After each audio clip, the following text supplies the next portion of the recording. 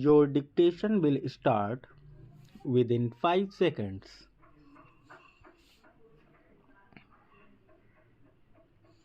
I welcome all of you to the first meeting of the Parliamentary Consultative Committee of the Ministry of Communications.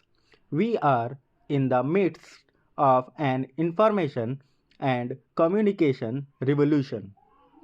This revolution is bringing about fundamental changes in every aspect of life at the national and international levels.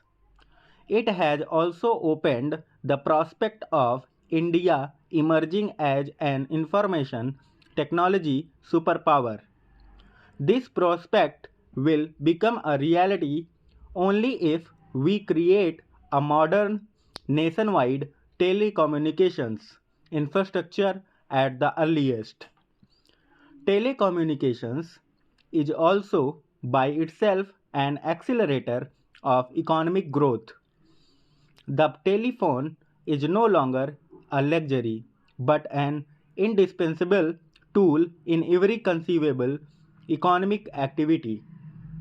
For example, the large network of STD/ISD booths established by the Department of Telecommunication in a short span, and we can see these booths even in small towns today, has immensely benefited small entrepreneurs and the common person. Experts have calculated that 1% increase in telephone density results in a 3% increase in GDP.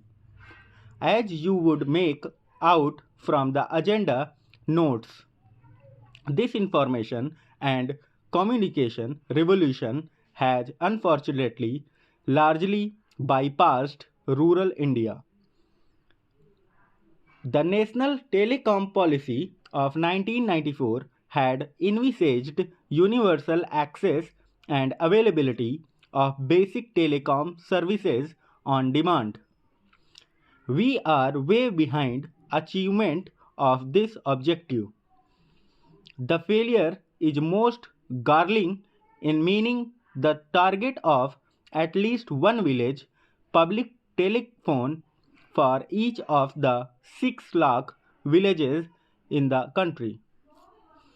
More than half of these 6 lakh villages still do not have even a single telephone in, not to mention other sophisticated forms of communications. Moreover, the telephone density in such of villages which do have a connection is very low. This should be matter of concern for all of us.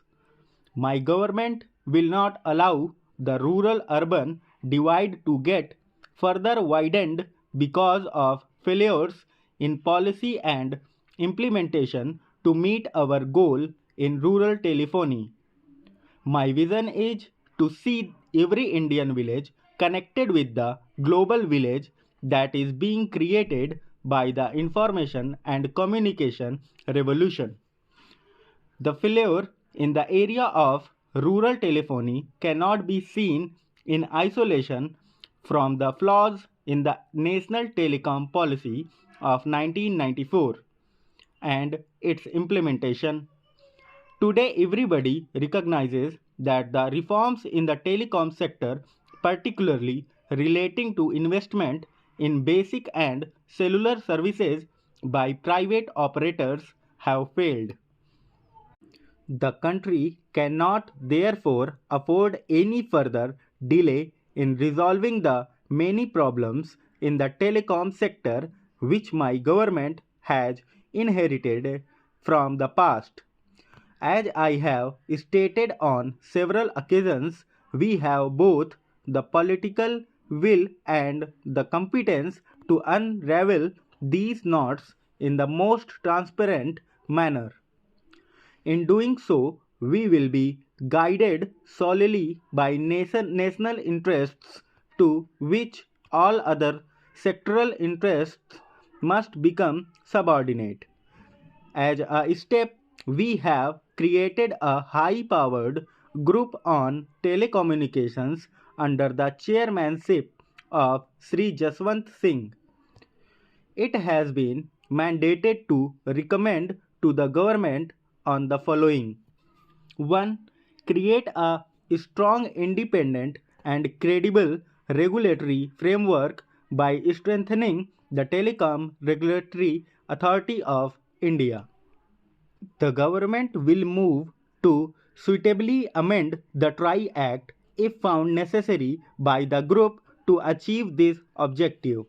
2. To resolve all issues in the telecom sector, including the license fee structure for basic and cellular operators, to ensure fastest proliferation of telecom services in India, including in rural areas.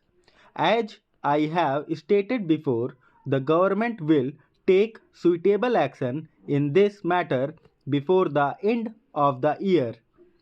3. To formulate a new national telecom policy to address, among other things, the revolutionary phenomenon of the convergence of telecom, IT, media, and consumer electronics. This suggests that we may have to create a common policy and regulatory framework for telecom, broadcast, cable, internet, and other aspects of convergence. All this will require the evolution and implementation of rational spectrum policy based on best international experience.